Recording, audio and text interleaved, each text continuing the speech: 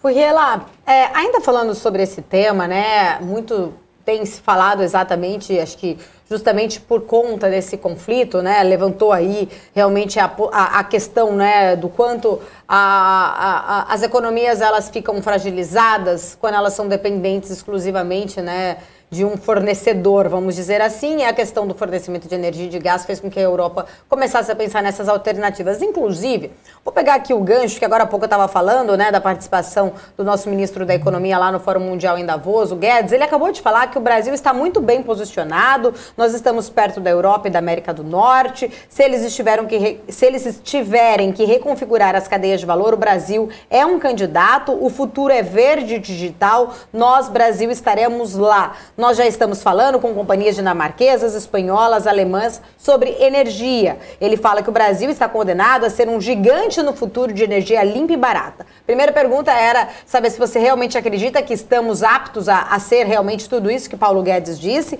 E aí, pegando aqui uma outra questão que eu li, né, numa outra reportagem, a questão da energia solar, né? Muitos países, né, já estão começando a olhar mais para a questão da energia solar. Parece que aqui no mês de maio, especificamente, uma pesquisa divulgada até pelo próprio Operador Nacional do Sistema Elétrico, a ANS, mostrou aí, né, que a energia solar fotovoltaica, ela se tornou a segunda fonte de energia mais utilizada no mundo, apenas atrás das hidrelétricas, porém, aqui no Brasil ainda é a quinta energia mais utilizada. Então, como que você vê esse ponto, né, do Guedes falando, né, que o Brasil realmente está pronto, preparado, e por que então não utilizamos mais esse tipo de energia aqui e ainda dependemos muito da questão da energia das hidrelétricas?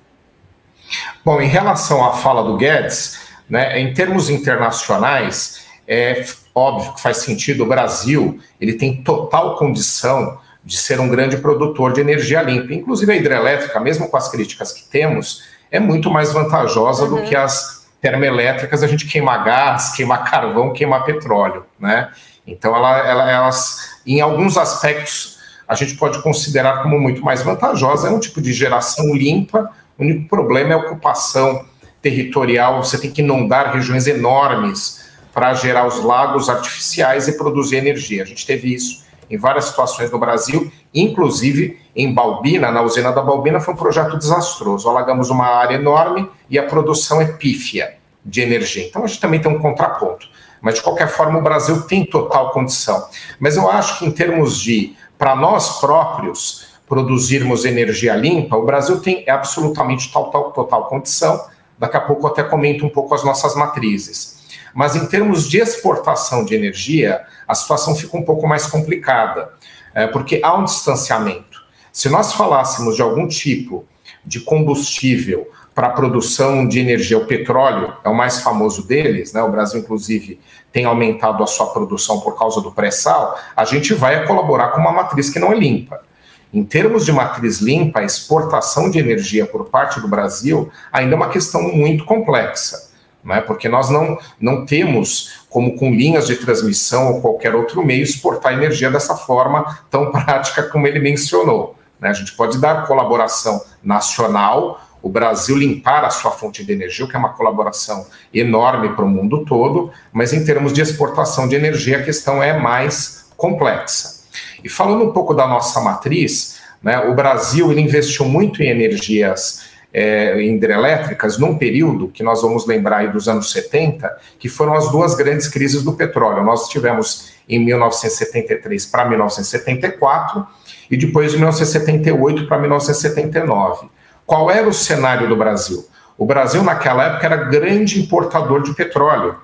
E era também, em grande medida, por conta do petróleo ser muito barato. Então, você tinha o barril, imagine só, né, a $2. A gente chegou até o barril a 130, 140. Então, imagina de 2 para 140, mesmo se descontando a inflação aí no período, que o dólar também, né, tem períodos inflacionários, mas é uma enormidade. Então, de 72 para 73, 74, o preço do barril foi de 2 para 11.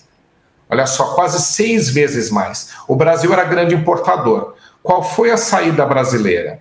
Nós tivemos que reorganizar toda a nossa matriz. Então, veio a tecnologia de utilizar o álcool, que a gente chama hoje em dia de etanol, como combustível para os automóveis, Mas a produção de energia para distribuição, para abastecer a economia brasileira, abastecer as residências, as fábricas, né, e todo o país, teve uma opção por conta da nossa grande extensão territorial de utilizar a energia hidrelétrica. Então nós vivemos hoje em dia muito por conta de uma matriz construída para solucionar, ou para enfrentar, melhor dizendo, o problema do choque do petróleo, para diminuir, na época, a nossa dependência, e nós herdamos essa matriz. Só que o mundo mudou.